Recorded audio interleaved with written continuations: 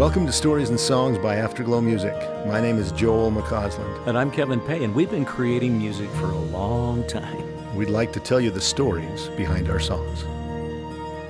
Joel, let's talk about one of the songs that you wrote that has been near and dear to my heart for so long. And it has to do with mothers, and it has to do with being at our mother's knee. We can talk a lot about this today because I think both of us were blessed with great parents. And this, even though the title's At Their Mother's Knee, it talks about both our mothers and fathers. And we were blessed by great parents who loved us and raised us with the knowledge of the truth and tried to get us to be better people than we ever had a hope of being. And they've supported and been there all their lives. So yeah, this is a kind of a special one for me too. Maybe we can start with a little clip and just introduce the thought behind this one first. I know you've read the stories of the prophets and their days, and they often leave a tribute to the ones who taught the way. Being born of goodly parents, being taught at mother's knee, and I'm sure that most of us could say that the same applies to me. When we talked about actually doing this one for this particular episode, I was drawn to Mary, Mother of Jesus. And there's really only 3 accounts inside the scriptures that really talk about the interaction. One was in Luke, where he was in the temple, an interaction there, and then the wedding at Cana, and then at the cross. But there's not a whole lot said, and somebody referenced and was talking a little bit about Mary never ever really buckled Jesus in a car seat. And I thought, interesting perspective, but yet at the same time, wouldn't it be really interesting to know what their conversations were happening at the age of 2 and 3 and 5 and up all through that, through that time period. That's so funny because we were watching some grandkids, which we do pretty much every week with this group, and they were driving home with Diana yesterday.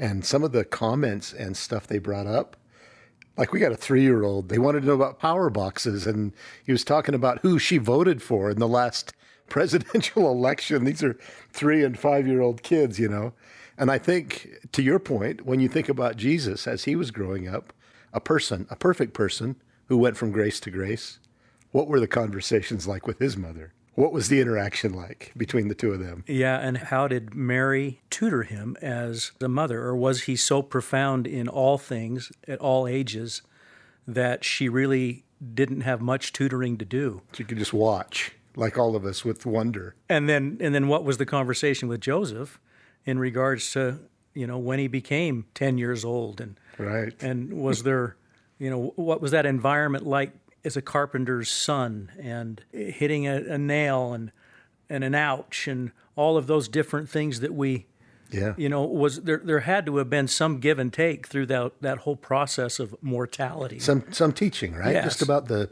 basic stuff we all go through as we learn through our lives. And even if he didn't commit any sin or do anything wrong, he still had to learn, like all of us, I'm sure. I can't speak for the situation, but I would assume, just like any mortal experience, that we learn from our parents. Mm-hmm. And so there must have been things, I would think, that those learnings were taking place, and those teachings were there and evident. And just like my father and my mother, what did I learn from them? What did I learn from my mother? And we're going to talk about this particular song, At Mother's Knee. I learned from my mother cleanliness, grit. There were expectations, right? Yeah. Grit, expectations in regards to doing good and doing right. Yeah. And the spiritual matter that she brought into just the expectation of there's a prophet and Jesus is the Christ. And just the way she lived her life, even though it was a rough bringing up on the sheep herd and there was not always a lot of church going on, she found out a way to do church in the wilderness by what she learned. And then, of course, when she got to church, then she stuck with it and then taught us all about the ability and the blessings of actually attending.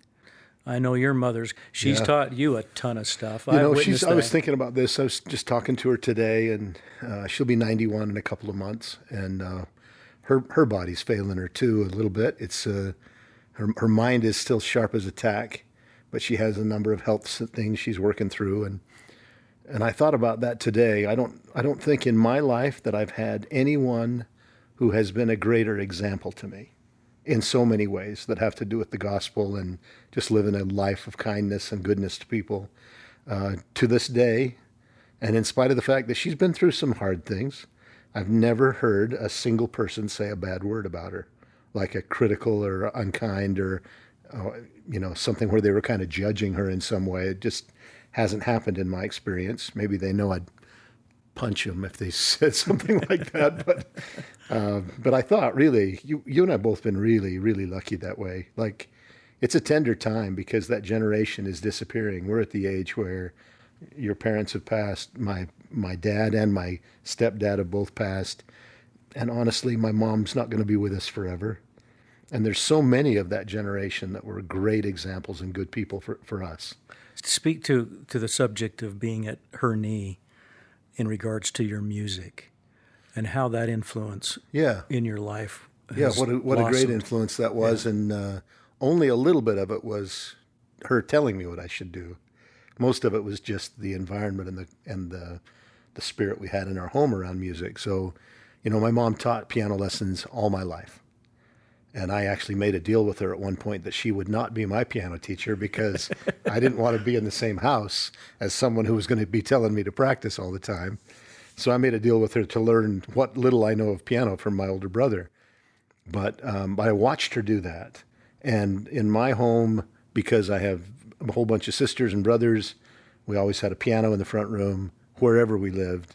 And that piano was going all the time. Walked into my house, somebody was playing the piano, and often that would mean a few of us would gather around and sing and do that sort of thing. And I never remember my mom directing or driving that. She just created the atmosphere where it could grow and where it was the kind of the normal, natural thing to do. And nobody ever said, hey, turn that piano down, quit pounding on the piano or whatever. That was always, hey, let's sing, or that sounds great, or have you tried this or whatever. And my mom was not somebody that was pushy in that respect at all for me or any of my siblings, as far as I can tell. But maybe because of that, everybody in my family has a love for music and continues to use it in one way or another in their lives. Therefore, the old saying of teach by example, use words when necessary. Yeah. Sounds like that was the environment that you were in. I remember my mother, she wanted me to sing in the worst way, because her and Daddy loved to sing, and they'd sing in the choir, and she would get right after me to get in that choir, and let's go get piano lessons. And so my mom was a little bit different in regards to that. I don't remember we ever had a piano in our house, although eventually my sister was taking lessons, and I think eventually we got an organ. And Sherry, my sister, was always playing and used to play for weddings, and she's still to this day. She played for us for a while, too. Yeah, and she plays everywhere. Mm-hmm. Her callings now are still at her, are now playing piano. Once you do that, and once you know the organ, you're pretty escape. Well marked in right. regards to that. And so I guess my point is I had to be taught a little bit by word, and then that caused a little bit of, I'm not going to do this. And then all of a sudden you came into my life, and something felt different. And then I was grateful for the experience. I did sing a solo at a program with Inside the Ward, and Scared to Death. And I did sing at a family reunion. But I never really liked how that felt, because I never knew what was coming out. Everybody would say, oh, that was wonderful. That was wonderful. Mm-hmm. But I really hadn't had the opportunity to have it instilled the love of music at that point in time in my life until we really started to do some things. Yeah, so yeah. Grateful High for school that. times. That was great. Yeah, it was great. Well, it was kind of a transition for me too then, because honestly, I'd sung with my sisters for years, since I was maybe 4 or 5. But when we got into high school, it became obvious to me that was not cool. That wasn't the thing that any teenage boy wanted to be doing, singing with his sisters, at senior centers and all the places we used to go, even though in retrospect there were a lot of blessings and a lot of cool things that came from those. So it was kind of you were kind of saving me too, Kev, because we had a chance to start singing together and do music we liked and music that was kind of popular at the time and head off in some other directions. And that actually felt like a little bit of an escape for me sometimes too. So that was cool. Our mothers were really instrumental in that first crossing into recording. Just the fact of where you lived and the association of that 4-track recorder that we did in the basement with, I believe, Mike Carr. Yeah, that's right. Mike It was Carr. Mike, wasn't it? That's right, from my ward. And then my mom got a little excited about it, and we did those early cassettes At my aunt's house. at your aunt's house, which was a relation, and they were always encouraging us to go forward. And then they kind of took over for us when we left on our missions. And They were the ones who got the music, started to distribute it out through Deseret Book and other places, and that was pretty cool. so our mothers have just blessed us in so many ways. You know, the music has been central for sure, but as I was talking to Mom today, I was thinking about some of the other stuff that she taught me, and I'm sure that both of us can reflect on what we got from both our parents. But I think about Papa, for instance, who was in a wheelchair for 30 years as a result of multiple strokes and other things that he faced. And he and I were not close when that time started. We'd struggled a bit as he joined our family as my stepdad when I was a teenager, and those were challenging times in some ways. And the end result was we were good with each other, but it wasn't really a close bond. And watching him over those decades, really, of patiently kind of submitting to what life was dealing him and seeing his ability to deal with that grow and to be patient and to smile and to have a positive attitude in spite of really hard circumstances. And, you know, my mom, unbeknownst to us, was having her own challenges every day, up 2 or 3 times a night to take care of him, changing a feeding tube, getting him in a shower. And she's tiny and he's a big dude. And, you know, I think I've thought so many times about the ability to endure through trial and do it in a gracious and graceful way. I shouldn't have had to wait so long to learn, but I've learned more in the last few years, reflecting back on what they went through. What a powerful lesson to learn. I may never face the challenges that they faced, either one of them, coming through life. And if I do, I can only hope that I'll meet those challenges as well as they did. But, you know, those kinds of things, like you said before, it's not always about the words they say. Certainly we were taught well what was right and wrong, but we were also shown well what was the right way to live and the right way to deal with the challenges we have. And I'm more and more grateful. Maybe I'm getting some wisdom in my age, but I'm more and more grateful every day for the things that I saw with them over these past many years. As you're talking, a lot of new memories are surfacing. And, of course, we've talked about this before, but Mom left us a year ago. And I always remember the respect that she had for my father.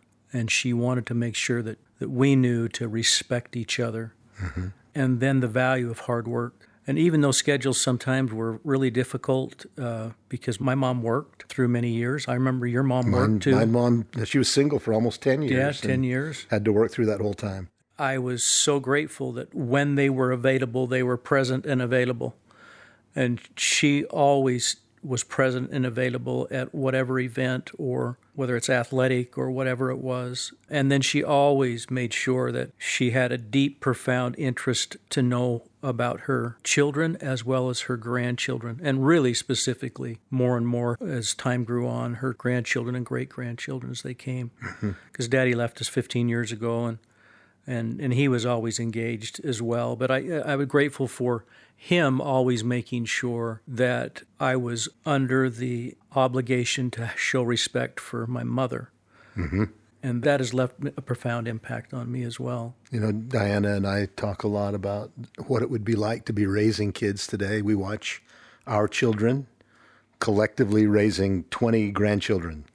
We've thought a lot about, you know, every era, every age of time has its own unique challenges, but I look at the distractions of today's life with everything so available in terms of information and social media and the temptations and the kind of subtle way the adversary worms his way into our life, whether it's something just like wasting time on stuff that has no value or more insidious kind of things that can really mess you up.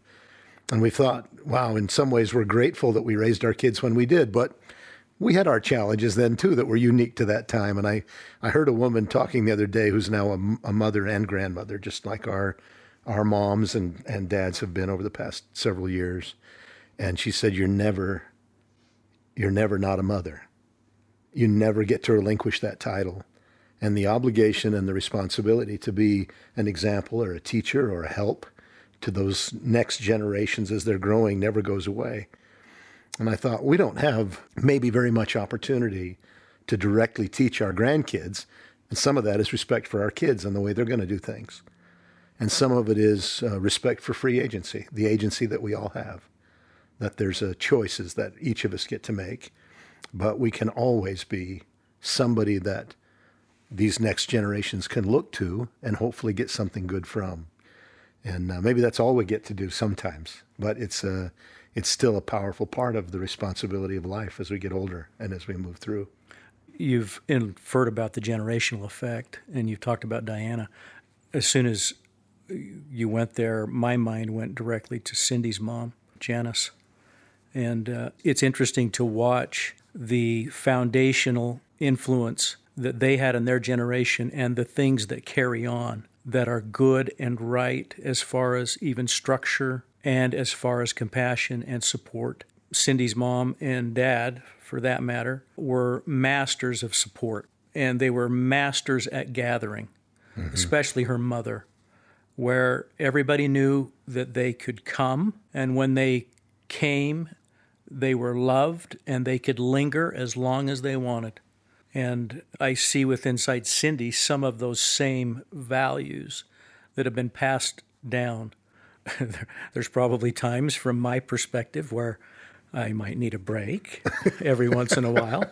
But it's amazing how a mother can endure things that me as a man cannot. Oh, totally get that. Yes. Diana's way more patient and gathering and, keeping the kids engaged and doing things. Like we had a bunch of them here at the house yesterday, and I'm working on a project in the backyard. I'd have been okay if they wanted to come out and help or do something like that, but she's the one who had to be the cruise director, taking care of everything that had to be done in a short window of time. And it's a gift and it's a blessing for sure. So this profound effect of mothers is amazing, and so grateful that we've had this privilege of having this type of an influence in our lives. And I'm sure that the listeners out there, they can account for so many stories of the women in their life, and hopefully it's been positive and wonderful for many out there, like it has been for us. As we wrap this up and listen to the whole song, we've alluded to this, but I would want to say that this song was really written with both our fathers and our mothers in mind. The idea that we learn so much at our mother's knee, and we also learn by listening to our father's voice and hearing and seeing the way they go through life. And like I said, we've both been very blessed. So hopefully this song can serve as a tribute to all of our parents and those great examples and figures in our lives as well. I know you've read the stories of the prophets and their days, and they often leave a tribute to the ones who taught the way. Being born of goodly parents, being taught at mother's knee, and I'm sure that most of us could say that the same applies to me. Could I learn through my own light to gain humility?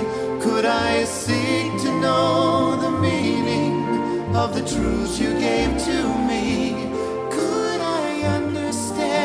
All by myself, the truths that set us free? Or did I learn them at my mother's knee? Could I learn without your guiding hand to choose the better part? Could I recognize the feelings when the Spirit touched my heart? Could I ever know the blessings of a good and honest choice, if not for listening to my Father's voice?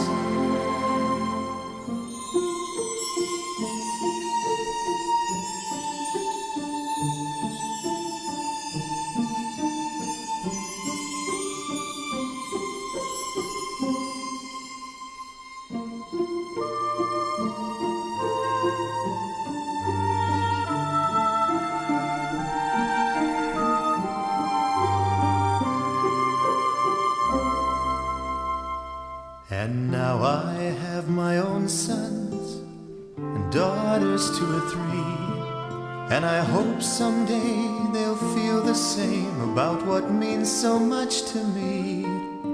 For we try to teach our children, but it's just not enough to say, for they'll only learn to talk to God if they see their parents pray. Could I learn through my own light to gain humility? Could I seek to know the meaning of the truths you gave to me? Could I understand all by myself the truths that set us free? Or did I learn them at my mother's knee? Could I learn without your guiding hand to choose the better part? Could I recognize the feelings when the Spirit touched my heart? Could I ever know the blessings of a good and honest choice, if not for listening to my Father's voice? Could I learn through my own light to gain humility? Could I seek to know the meaning of the truths you